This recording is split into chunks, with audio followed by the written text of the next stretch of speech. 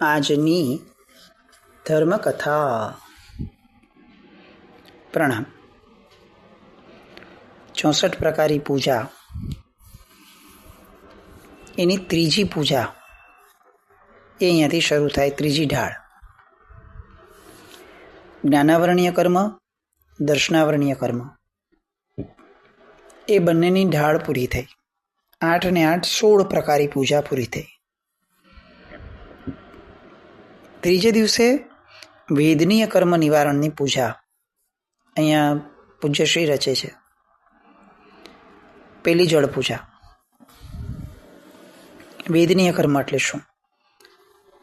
સામાન્યથી આપણે સમજીએ છીએ કે 2 પ્રકારના કર્મ છે વેદનીય કર્મમાં, શાતાવેદનીય અને અશાતાવેદનીય. આપણા બધાની સિમ્પલ ભાષામાં આપણે સમજીએ એવી આ ભાષા કે જીવને જ્યારે શાતા ઉપજે જેના દ્વારા, એ બધો જ શાતાવેદનીય કર્મનો ઉદય. અને જે ઘટનાઓ, પરિસ્થિતિઓ, વિચારો, વર્તનો એ બધા દ્વારા અશાતા ઉપજે, એ અશાતાવેદનીય કર્મનો ઉદય. આ ઉદયની દ્રષ્ટિએ વાત થઈ. હવે બંધની દ્રષ્ટિએ વાત કરીએ. જે કાર્યો કરવા દ્વારા કોઈ પણ જીવને, આપણા જીવને અને બીજા જીવને શાતાનો અનુભવ થાય, એ શાતાવેદનીય કર્મનો બંધ.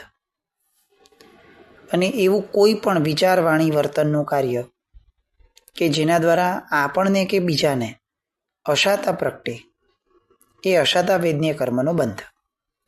આ એક સિમ્પલ કેલ્ક્યુલેશન છે આપણા. હવે અહીંયા જળ પૂજા દ્વારા પૂજ્ય વીર વિજયજી મહારાજ સાહેબ આ ઢાળની શરૂઆત કરે છે.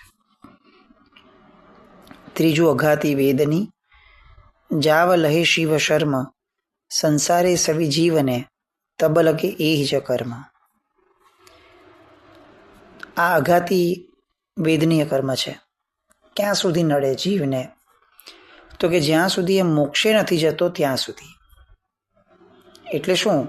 તો કે અગર એને કેવળ જ્ઞાન પણ થઈ ગયું, સમજો, તો પણ આ કર્મ એને છોડતું નથી જો એને બાંધેલું છે તો. અને આપણે આનું લાઈવ એક્ઝામ્પલ જોયું છે. વર્ધમાન સ્વામી ભગવાનને કેવળ જ્ઞાન પછી પણ લોહીના ઝાડા થયા. આ આપણી રિવીલિંગ દ્રષ્ટિએ વિચારીએ તો ગૌશાળાએ તેજોલેશા છોડી એટલે થયા, પણ મૂળમાં ભગવાનનું પોતાનું વેદનીય કર્મ ઊભું હતું એટલા માટે આ થયું. નિમિત્ત બન્યો ગૌશાળા એની નાની. એટલે કેવળ જ્ઞાન થયા પછી પણ આ કર્મ છોડતું નથી. આ એટલું ભયંકર કર્મ છે, અઘાતી કર્મ કહેવાય. હવે એ કર્મની વિચારણા હવેની આ 8 ઢાળોની અંદરમાં પૂજ્ય વીર વિજયજી મહારાજ સાહેબ કરશે. પહેલી જ ઢાળ.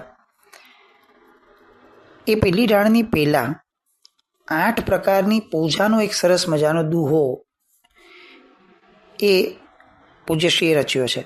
8 પૂજાઓના નામ એની અંદરમાં સરસ રીતે એમણે વણ્યા છે. નવણ વિલેપન કુસુમની, જીન પૂર ધૂપ પ્રદીપ, અક્ષત નૈવેદ્ય ફળ તણી, કરો જીન રાજ સમીપ. 8 પ્રકારી પૂજાઓના અસ્તિત્વ માટે પ્રશ્નો જ્યારે પણ ઊભા થઈ શકે ભવિષ્યમાં, અથવા અષ્ટપ્રકારી પૂજા ક્યારથી શરૂ થઈ હશે અને કેટલા વર્ષ પહેલાં હશે, આવું કોઈને પણ ક્યારે પણ વિકલ્પ થાય, તો એટલીસ્ટ આપણે અહીંયા સુધી કટ ઓફમાં તો સમજી શકીએ મિનિમમ કે આ મિનિમમ વીર વિજયજી મહારાજ સાહેબના સમયે તો હતી જ. એની પહેલાં હતી જ, એમાં કોઈ પ્રશ્ન નથી. પણ આઈડેન્ટિકલી આપણે આ કહી શકાય કે વીર વિજયજી મહારાજ સાહેબે 8 પ્રકારી પૂજાને એક જ દુહામાં સંમિલિત કરી અને એ 8 પ્રકારી પૂજાનું સમર્થન કર્યું છે. કેટલી સરસ વાત છે. નવણ વિલેપન કુસુમની, જીનપુર ધૂપ પ્રદીપ, અક્ષત નૈવેદ્ય ફળતણી, કરો જીન રાજ સમીપ.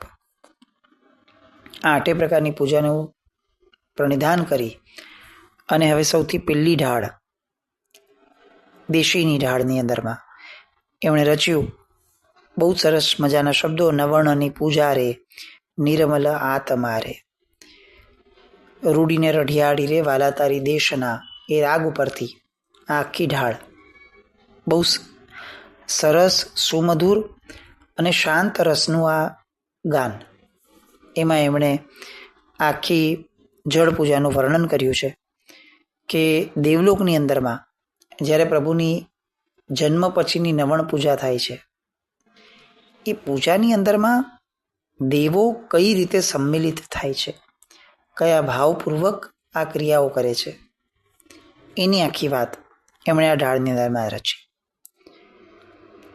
શું તો કે તીર્થોદકના જળ મેલાય, મનોહર ગંધે તે ભળાય, સુરગીરે દેવા આવે રે, સેવાજીને તણી રે, કરતા નવણ તે નિર્મળ થાય.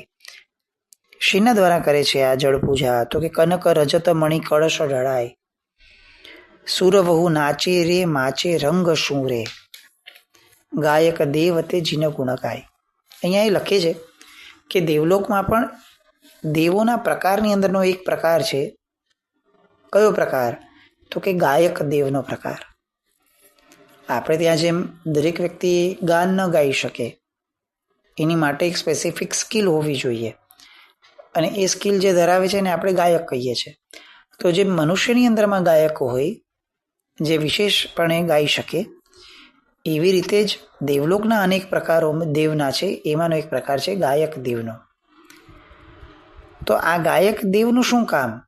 તો કે આ ગાયક દેવ આવા અવસરોએ પરમાત્માના ગુણની એ સ્તવના કરે, એ ગાન કરે, એનું આખું વર્ણન, એની વાત અહીંયા આ ઢાળની અંદરમાં એમણે લખી છે. હવે એ આ વેદનીય કર્મના આશયો અને કર્મો લખે છે.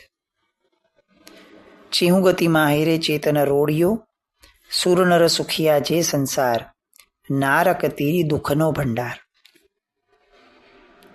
કોને શાતાવેદનીયનો ઉદય મળે છે અને કોને અશાતાવેદનીયનો ઉદય મળે છે, એની સામાન્ય આખી વાત કરે છે કે ભાઈ ચારે ચાર ગતિની અંદરમાં આત્મા જ્યારે ભટકે છે ત્યારે સુરનર સુખિયા જે સંસાર, દેવલોક અને મનુષ્યલોક, એનો સંસાર કેવો છે? તો કે સુખી સંસાર છે. અપેક્ષા એ વાત ચાલે છે. તો એને શાતાવેદનીયનો વધુમાં વધુ ઉદય હોય છે. આ બે ક્ષેત્રો એવા છે, બે ગતિ એવી છે કે જ્યાં શાતાવેદનીયનો ઉદય એ વિશેષપણે ભોગવી શકાય છે, અને બે ગતિ એવી છે કે જ્યાં અશાતાવેદનીયનો ઉદય વિશેષપણે ભોગવવાનો પડે. એ કઈ? તો કે નારક તીરી દુઃખનો ભંડાર. એટલે સામાન્યથી અહીંયા વાત મૂકી દે કે બે ગતિએ સુખનો પ્રમાણ ગણી શકાય અને બે ગતિએ દુઃખનું પ્રમાણ ગણી શકાય. આમાં અપવાદ રહેવાના જ. આ વાત વ્યક્તિગત નથી, આ વાત સર્વસામાન્ય છે.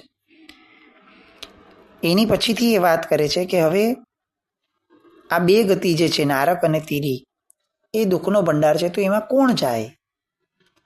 તો એની વાત કરે છે. શે વશ સુખમાં સ્વામીને સાંભર્યા રે, તેણે હું રજળ્યો કાળ અનંત, મલિન રતન નવી તેજ જગંત, નવણની પૂજા રે નિર્મળ આત્મા રે. એટલે શું? કે જ્યારે હું સુખના સમયમાં હતો ત્યારે મારા આત્માએ પ્રભુને સાંભળ્યા નહીં, યાદ ન કર્યા. એના કારણે શું થયું? તો કે એના કારણે મારે અનંત કાળ ભટકવું પડ્યું અને આવી ગતિઓમાં જન્મ લેવો પડ્યો કે જ્યાં અશાતાવેદનીયનો ઉદય સહજપણે પ્રાપ્ત થાય. કેમ આવું થયું? તો કે મલિન રતન નવી તેજ જગંત. રત્ન છું હું, જગારા મારું એવું રત્ન છે મારો આત્મા, પણ હવે મેલો થઈ ગયો છે. શેના દ્વારા? તો કે અશાતાવેદનીયના બંધ દ્વારા. અને આશાતાવેદનીયનો બંધ કઈ રીતે થયો? તો કે સુખની ગતિઓમાં મેં પ્રભુને સાંભળ્યા નહીં, એના કારણે દુઃખવાળી ગતિમાં મારે જવું પડ્યું. બહુ સહજ વાતો છે, આપણે પોતે સમજી શકીએ છીએ કે આપણને આજે મનુષ્ય ભાવ મળ્યો કે જેને પૂજ્ય વીર વિજયજી મહારાજ સાહેબ સુખનો સમય કહે છે. એમાં આપણે પ્રભુને યાદ ન કરીએ તો કઈ ગતિ મળે, શું ફળ મળે?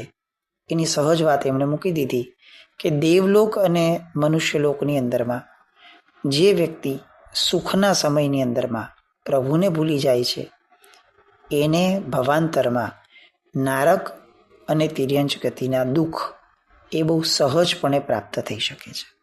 કેમ? કારણ કે એને અશાતાવેદનીય કર્મ બાંધ્યું. જે ભોગવવા એને આ બંને ગતિમાં જવું પડશે. આપણને લાગે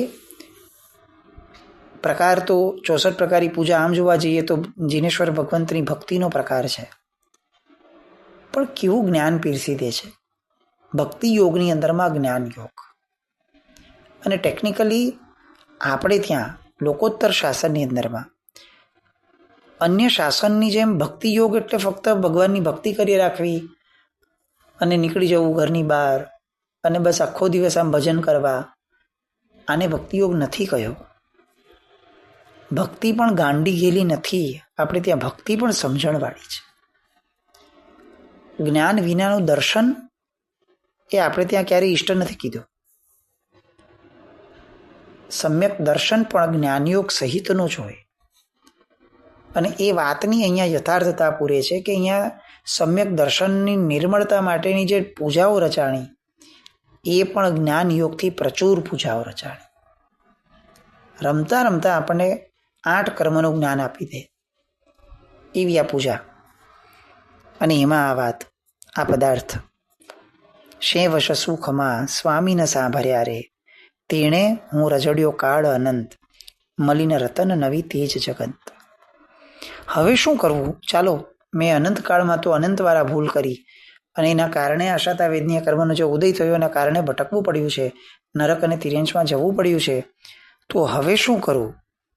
તો કહે છે પ્રભુ નવરાવી રે, મેલ નિવાર શું રે.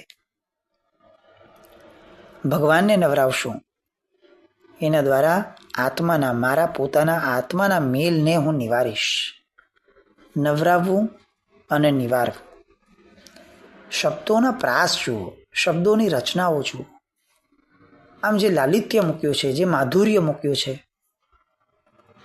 આપણને ખરેખર એવું લાગે કે આ લોકોની શું ગ્રીપ હશે, પકડ કેવી છે.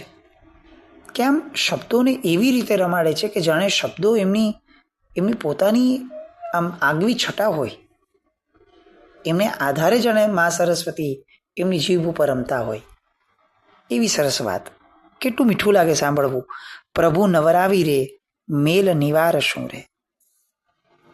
60-70 વર્ષથી જળ પૂજાઓ આપણામાંના કેટલા બધા લોકો કરતા હશે. આપણે આના સંદર્ભની અંદરમાં જ કેટલી બધી કડીઓ બોલીએ છીએ, પણ આની મીઠાશ કેટલી સરસ લાગે. પ્રભુ નવરાવી રે, મેલ નિવાર શું રે. અને એને છેલ્લે વેદનીય કર્મની સાથે કનેક્ટ કરીને કહે છે, વેદની વિઘટે મણિ ચલકંત, શ્રી શુભ વીર મળે એકાંત. જળ પૂજા કઈ રીતે કરવાની? તો કે આત્માને પોતાનું, પરમાત્માનું એકાંત પ્રાપ્ત થાય એવી રીતની મનની અવસ્થા, એમાં જળ પૂજા કરવાની. તો શું થાય? તો કે વેદની વિઘટે મણિ ચલકંત.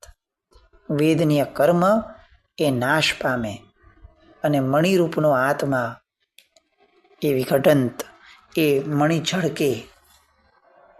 આત્માનો ઝગમગાટ, એનો જળહળાટ એ જીવને પ્રાપ્ત થાય. શું કરવું પડે? તો કે આ કરવાનું. એકાંત સ્વરૂપ જળ પૂજા પરમાત્માની કરવાની. એટલે બધાથી દૂર જઈને કરવાની? તો કે ના, મનનું એકાંત પ્રાપ્ત થાય. આ આખું વેદનીય કર્મ છે ને, એનો આધાર શરીર ઓછો છે, મન વધારે છે. એનો બંધ મનથી થાય છે અને એનો ભોગવટો એ શરીરથી થાય છે. એટલે અહીંયા સૌથી પહેલી જ જળ પૂજાની ઢાળમાં લખી નાખ્યું કે મનના એકાંતમાં પ્રભુની જળ પૂજા કરવાથી અશાતા વેદનીય કર્મ દૂર થાય છે. આપણી જળ પૂજાઓ આ મનના એકાંતથી થાય છે કે નહીં એ વિચારવા જેવું. કાવ્યની અંદરમાં એમણે એક શબ્દ બહુ સરસ લખ્યો છે, સંસાર તાપા હતયે શુષિતે. જળ પૂજા કેવી હોય?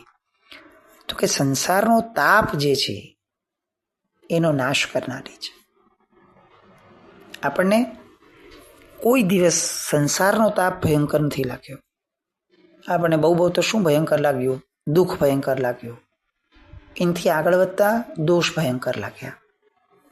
પણ આ સંસાર જે આખો છે 4 ગતિ રૂપ, એનો જે તાપ આત્માએ ભોગવવો પડે છે એ આપણને ક્યારેય ભયંકર નથી લાગ્યો, કારણ કે એ લેવલ સુધી પહોંચ્યા જ નથી.